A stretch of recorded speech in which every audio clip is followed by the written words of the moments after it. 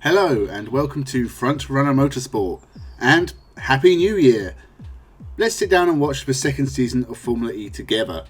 Starting with the first race from Beijing in China, and I won't run down the grid because it will take too long. But as I said in the preview, if you watched that yesterday, Trulli are not going to be taking part. They failed scrutineering for whatever reason. So we have a grid of 18 cars. And hopefully it'll be a really good race. It's going to be interesting to see what differences there are in Season 2. Season 1, it wasn't bad, but there were times when it was a little bit dull. So hopefully they sort that out and we get some good racing. So with that, make sure you subscribe. But let's get the action underway. We go green in Beijing, and it's a very good getaway from Nick Heidfeld. A lot of wheel spin for Nico Prost on the run down towards the first corner, and a big lockup as well from Prost. Heidfeld goes around the outside into second position. He went around the outside last year at turn 1. He's pulled exactly the same move. Turvey having a little bit of contact in the middle of the pack, but I think he should be able to get away with it. De Grassi trying to challenge Prost. Verne is up there into fourth position as well. So a good start from, fifth position for Verne, but he's got Senna right up behind him. It's a slow start from Sarrazin. He drops from 6th down to 8th, but there's the look up the inside from Heidfeld. Senna trying to go through as well. Sebastian Buemi is the man who has held the lead of the race though as they filter their way through turn 3. And is that a problem for Sam Bird? No, I think he just got a bit of a slow run through there, but it's Buemi who has held the lead of the race for the time being. And he's not getting away from Heidfeld. Heidfeld is sitting right with him there. Look how slow these guys are at the back, the concertina effect. But Heidfeld is hanging in there with the two Renault Edams cars who've been very, very quick in practice. Big lock-up from Jean-Eric Verne as he went into the bus stop chicane. Now they come down towards turn 11 that brings them out onto Hujing Road. Through the left-hander, quick corner. It's 90 degrees, but it is a lot quicker than it looks as they now spread out onto the sort of boulevard that takes them down to the Huishong chicane. And Heidfeld now is having to look behind him to see Nico Prost. Prost got a lot of wheel spin at the start, covered the inside, but Heidfeld did a great job to go around the outside at the first corner. There's Jacques Villeneuve coming through, and Villeneuve is in 12th place, so no positions gained or lost for Villeneuve. Lock up there from Verne, he's going wide. That could be an opportunity for Bruno Senna to get alongside him. He's right underneath the rear wing of the DS Virgin car, and he's looking to the inside line. Verne is squeezing him as they come down into the final corner. Lock up from Verne. Senna's going to get that job done now, but the man in the box seat for all of this could be the Dragon car of Loic Duval. So a lot of lockups going into, well, the whole of the first lap actually. And as we can see, the dams are right at the top. Great start from Nick Heidfeld, now for Mahindra instead of Venturi. And the Dragons are right up there again. And Lucas de Grassi's right up there, Sam Bird. And a great overtake from Bruno Senna, which is nice to see him getting into the action as well. So this looks like it could be an exciting race. Plenty of action up at the front right at the start. Their energy, and look at that. Nelson Piquet Jr. Maybe, do you think there's any chance he's just, big lock up there, and straight on goes Nico Prost out of 3rd place. Through goes De Grassi. De Grassi takes it. Sam Bird on the attack as well. He makes a move on the second Dragon car, I think that is, of Jerome D'Ambrosio. So Sam Bird making up a position as well. But that is not good news for Nico Prost. He has slotted down now, I think, into 4th position after that mistake. What's with all the locking up? Have they all got brakes made of sponge? And Nico Prost, he is so inconsistent. And he's now down to 4th. But a good move from Sam Bird to get past Loic Duval, so the Virgin's on their way up. No more than 5 seconds I would want to be ahead. It just makes no sense. He's only 0.6 of a second ahead at the moment, and off goes Simona de Silvestro. And that, whether she hit the wall or went down the escape road, I think that's the exit of turn 2, isn't it? That Silvestro went off. And she has gone into the wall. So Simona de Silvestro out of the race, right up behind her teammate Robin Freins. And I'm afraid she won't be smiling now. Oh, Simona. She was actually running quite well in this race as well, which is very annoying. Again, just completely locked up. It's a very strange race so far. I do wonder why she didn't release the brake and head down the escape road, although I guess it's easy for me to say.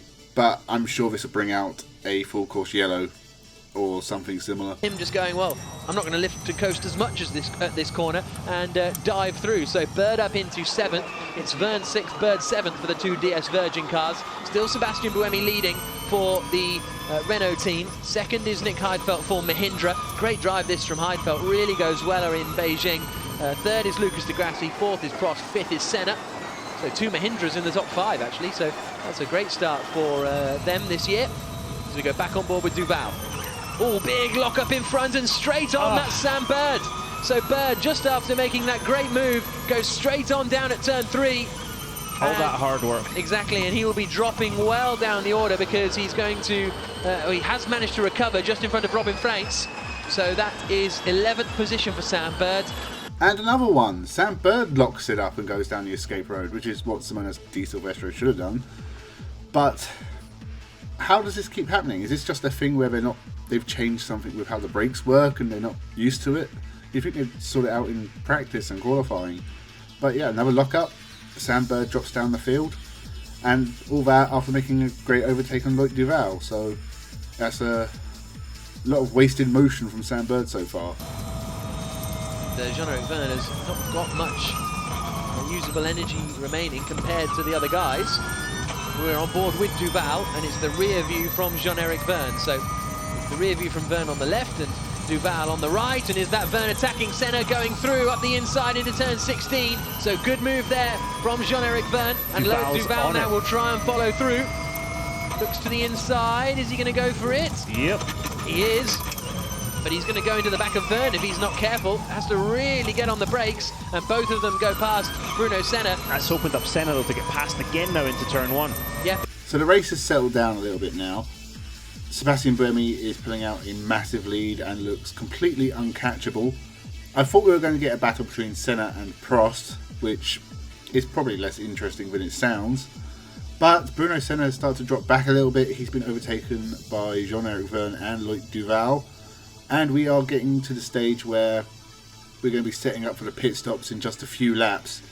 So hopefully the second half of this race continues with all the excitement. It's not been a bad race. There's been a lot of battling, a lot of lockups, and a lot of overtaking. So it's so far been pretty good. And we've kind of forgotten about him, but Sebastian Buemi is disappearing up the road at 2 seconds a lap at the moment. I mean, he's on a different zip code, isn't he, really? Absolutely. Oh, there's Sarrazin through past Bruno Senna into the Hui Chong chicane. So Sarrazin goes through up into 7th place. As they now head down to turn 16, you can see Verne in front of Duval and just getting away a little bit now. Duval not quite as close, but he will know, or certainly the team will know, that he's got such an advantage in terms of usable energy that there's no use. Well, you've got two ways of... Oh, there's the look from Sam Bird up the inside of Senna. So Senna, after a strong start, is really starting to slip backwards, unfortunately. So we're talking about the difference in the usable energy left. Is it enough to do another lap though, or are they just going to try and use it on that last lap coming into the pits? I don't know if Bruno Senna's got a problem, but I'm sure he's going to be jumping out of that car at the first opportunity, because he's lost 4 places in the last couple of laps, and even the likes of Stefan Sarrazin is overtaking him now. It's not going well for Bruno Senna. Towards turn 11 now. Jacques Villeneuve has been pretty sensible here. He's sitting there at the back of this pack, sort of learning. He's sort of working out how to coast what everybody else is doing. Here comes Duval down into Hui Chong chicane, super close to the back, and he's going around the outside, and they're going to touch there. Very forceful defensive work from Verne. Now Duval took that position, but he skipped across the chicane in order to do so. They were just touching the whole way in on the brakes, weren't they? Just pushing him sideways. The tempers are getting shorter and shorter as this battle goes on. Well, that was brave, and I'm not sure he's going to be allowed to keep it, but it's Loic Duval's really going for it in this race. He's probably got to... He's obviously used quite a lot of energy because Look how he's much spun. Duval has. 21% in 5th place. That is way more than anyone else. There's the look. Verne losing out now to Stefan Sarrazin as they come into the left-hander, and Sam Bird has been told to save some energy now. That's what that message was. The Aguri car just did a pass there at the back of that pack too. But if you look, both the Dragon cars have got quite a lot of energy left. Yeah, absolutely. So maybe they're on a similar strategy again. But is it enough to do one more lap? I think about 8% it takes for a lap in general. We'll wait and see how things progress. There's too much going on to keep track of here. Jean-Eric Verne has lost out to both Sam Bird and Stefan Sarrazin. And Antonio Felix da Costa is moving up the field past Abt. I think Robin Freins lost a place. What we're not seeing is the front 4 drivers, but Buemi is still leading Heidfeld, De Grassi and Nicolas Prost. Pretty much this whole race we've been watching 5th place down. And it has been really good so far. The midfield is absolutely stacked with talent, and all the cars seem on pretty equal terms, with the exception of the Nextev TCR Neo cars. because last year's champion Nelson Piquet has been in 17th this whole time. That is last place because there's only 18 cars and Di Silvestro's out, so Piquet is running at the back and we have not seen him at all actually. Other than that though, this race so far has been great and we are now getting to the pit stop stage. It goes, but John-Eric Byrne, for example, is on 10% now. He may have to pit at the end of this lap. It's going to be very, very tight. Yeah, he's not having a great day there, is he, really, with that? Bird. Yeah. Does that mean the DS system is using a bit more power? Here goes Senna there having a wee look. Yeah, not quite close enough, though, to get past into the Beijing chicane. And yes, in all of that, Antonio Felix da Costa got past Daniel Abt. And keeping an eye on all of this at the back is, well, Stefan Sarazan going up the inside there. I think it is, actually. Ooh, so on the road, yeah. Hopefully it's gone across the circuit and out of harm's way. Well, as we learned in Moscow last year, the problem for birds and animals, they don't make any noise. No, so absolutely. Normally you've got the shock. And look how much Verne's backing off. There's a move there. And there is Antonio Felix da Costa, who immediately manages to go past John-Eric Byrne and go past the Dragon car of Jerome D'Ambrosio at the same time. So Byrne and Byrne cross the line with 7% remaining. And Abt just passed Byrne, so Byrne is in serious preservation mode here, trying to preserve every bit of energy that he can. Now Buemi, Heidfeld, De Grassi, Prost, they're all on sort of 6, 7, 8%. So I think this will be the last lap for them. Duval and D'Ambrosio, Turvey, Berton and Piquet, I think will be staying out for one extra lap. I think at this point Buemi could do another lap, could pit and still be leading the race. Come in here, yeah, do an interview. Yeah, he's gone, isn't he? He's 15 seconds up the road. Amazing stuff. And I mean, he's being helped by the troubles behind. Now Sam Bird is holding up that whole pack now because he's got ahead of them, but he's got to save energy. Yeah, and that involves lifting and coasting. But he's okay, so it's just going crazy again. A cat runs across the racetrack, which is a pretty scary moment for some pet owner. And cars have swapped around because other cars are in sort of energy preservation mode. The Virgins are dropping back. Jean-Eric Verne's having a shocker. He's dropped out of the points down to 11th, I think. Everyone else is just going crazy. Felix da Costa is climbing through the field. They're all going to be coming in this lap because they're all pretty much low on energy. This has been a wild race so far, and I've honestly lost track of who's where. Effectively, but he will be pitting, as will D'Ambrosio, Turvey, Berton and Piquet behind. So Buemi it is who will net lead. Second now for Lucas Di Grassi, but in third place, and off is Villeneuve and da Costa. Villeneuve and da Costa have come together down at turn number 2, and da Costa, what's he going to do? Is he going to say sorry to Villeneuve? Oh, yeah. He does, yeah. Yeah. So da Costa. Here we go. Yeah. Well, it's difficult to see, but Villeneuve has said what? Da Costa's saying sorry already. Yeah. And Villeneuve has spun. So I think da Costa has hit him, spun him around, and then that's what's happened. And he's probably headed right because the right front suspension's hanging off the car. So once that's done, he's out of control. So right out the pit lane, we get even more chaos. Nick Heidfeld had a bad pit stop. He's dropped from 2nd to 4th. He instantly got back past Nico Prost, but it looks like those two are going to be battling from this point onwards. Although Nick Heidfeld needs to be careful because last year in China, it was Prost that took him out for the lead. Nick Heidfeld probably should have won that race. And then we had da Costa and Villeneuve have tangled. Da Costa's out the race. It looks like he's just outbraked himself. There was a lot of lockups coming out the pits as well, and I wonder if that's caught da Costa out. But Villeneuve has continued, but he took quite a big hit, and he hit the barrier as well, so I'd be surprised if he manages to keep going. But at the moment, it looks like his car's alright. A few other places have swapped as well, and we've got a full course yellow, so the cars that pitted a lap later have benefited. And so there's 4 or 5 cars that have jumped up into the midfield that weren't there before, including Piquet. It sort of worked out for him, but on race pace, he looks nowhere. So it's going to be interesting to see where Piquet ends up. And honestly, the rest of the field is so mixed up. I honestly couldn't tell you what the finishing position is going to be. Oh, Nelson Piquet Jr. grinds to a halt. The day goes from bad to worse for Nelson. And it's... A year ago, he, well, let's just have a look at this. And this is what happened. Look how far back Prost is, right? He's not alongside in any way. Yep. Wait for it to go green.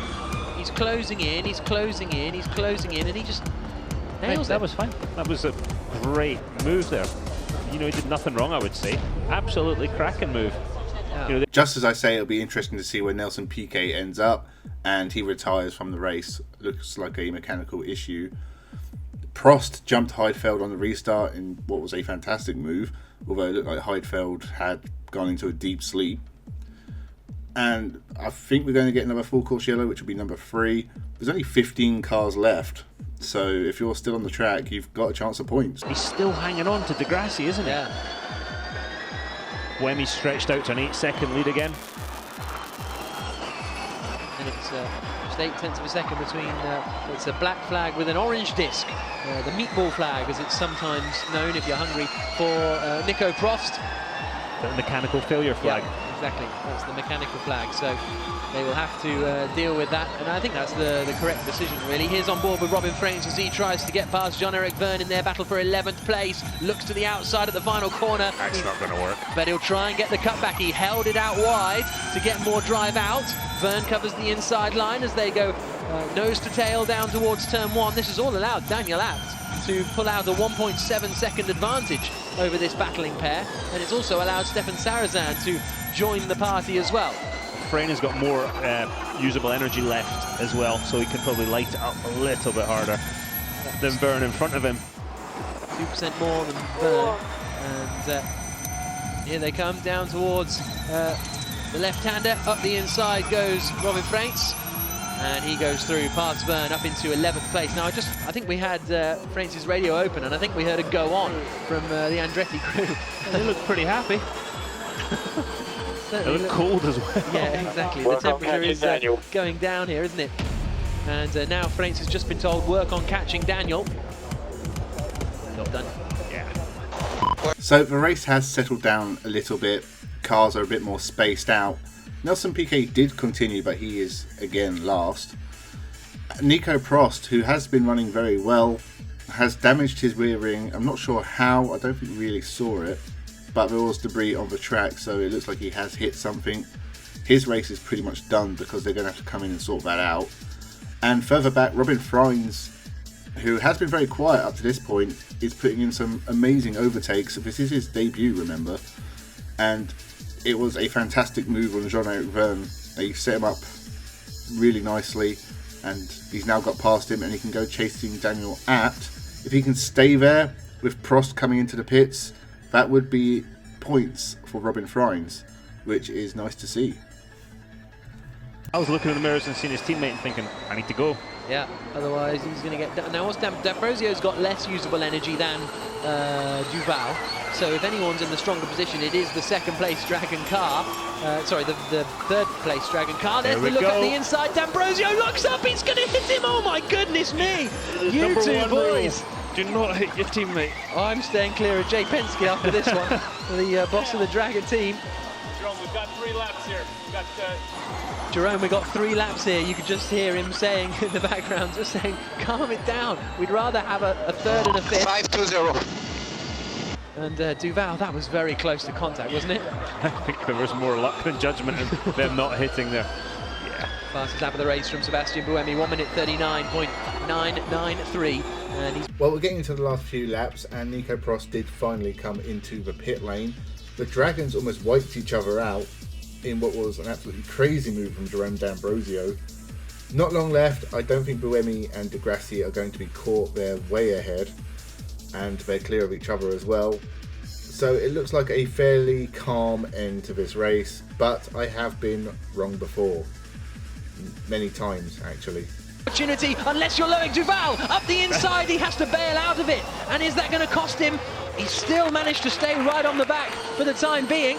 Now, where's the decision going to be? There's a lot of weaving going on here. Goodness me. Through the bus stop chicane. Again, like we talked about last year, he's got to build this move up through turn 16 and set it up for 17. It's the only way it's going to work. Through 11. Down towards the chicane, maybe the chicane. Yeah, do you think there's enough braking? I don't think he's close enough for one. No. But here comes Sebastian Buemi meanwhile. He's coming down towards the penultimate corner. We'll keep an eye out on him. Nick Heidfeld goes defensive coming into the chicane. That's going to give a great opportunity for the drive out for Loic Duval. The battle for third place coming down towards 16. Here's our race leader though, Sebastian Buemi through the final corner. Duval's not close enough. I don't think he's going to do it. Sebastian Buemi is though. The checkered flag falls. Buemi wins the first race of Season 2 Formula E. And is Duval going to be close enough? I don't think so. Second across the line. Here comes Lucas Di Grassi. Duval tries to get the drive out of the corner. He's down to 1% of usable energy as they come across the line. But it's third for Nick Heidfeld and Mahindra after a superb defensive drive from the German. The satisfaction for Dilbach Gill and relief as well on the face of the Mahindra team. D'Ambrosio finishes fifth. Here, Oliver Turvey, he started in 15th on the grid in a car that probably isn't that strong at the moment. Isn't where it needs to be as of yet. And he's going to finish in 6th place for Next EV TCR. Really good performance from Oliver Turvey. Sam Bird is going to finish in 7th place, the second of the two Britons across the line. Nathanael Berton as well, a shout out for him in the Aguri car. He's going to finish in 8th place. There he is, coasting towards the line. 9th out of the final corner is going to be Daniel Abt. And then 10th to score points on his debut in Formula E is he, because he's got right up behind him Stefan Sarazan. Sarazan goes through. Frains has to back off, but he still had 2% remaining. I wonder if there was a problem for Robin Frains. So that's the end of the race. Sebastian Buemi took the win fairly comfortably, and in fact I don't think they come much easier than that. Di Grassi behind him as well, a great race from him. Heidfeld held off Duval with D'Ambrosio in 5th. We had points for Oliver Turvey in 6th, which was a massive shock, and then Sam Bird, and a great first result for Nathaniel Berton, although he won't be in Formula E for very long, but he did get points on his debut. Daniel Abt did finish in 9th, but was demoted out of the points, so the final points positions were for Stefan Sarazan and Robin Frains on his debut. So some surprises on that list. So even though it's the first race of the year, let's have a look at the standings. So Dams lead the way thanks to Sebastian Buemi winning the race and starting on pole. Dragon keep up their good form thanks to Duval and D'Ambrosio both scoring points. Di Grassi puts Audi on the board. Heidfeld did it for Mahindra. And Next FTCR shockingly managed to get into the top 5 thanks to Oliver Turvey. I don't know how long they're going to be there for. And shockingly, no Virgin in the top 5. As for the drivers' points, obviously Sebastian Buemi leads away from Lucas Di Grassi, Nick Heidfeld, Loic Duval and Jerome D'Ambrosio. So that was it from the first race of the second season of Formula E from Beijing. It was a damn good race. The first half of it was pretty exciting. There was a lot going on. It was shocking watching Bruno Senna drop from, I think, 4th or 5th all the way down to the back of the grid. He didn't finish in the points. This was, I think it's fair to say, one of the best races in Formula E so far that we've gone back to. And I'm excited to see what else we get from Season 2. There were some shocks in the points, and there were other drivers who didn't perform very well, such as Jacques Villeneuve and Nelson Piquet. It'll be interesting to watch them as the season progresses. So, thank you for watching. Make sure you subscribe because we'll be going through the whole season. And the next one I'm planning just before the first race of this year's Formula E season. So it won't be very long until we're back doing this again. And obviously I'll be covering all the new Formula E stuff as well.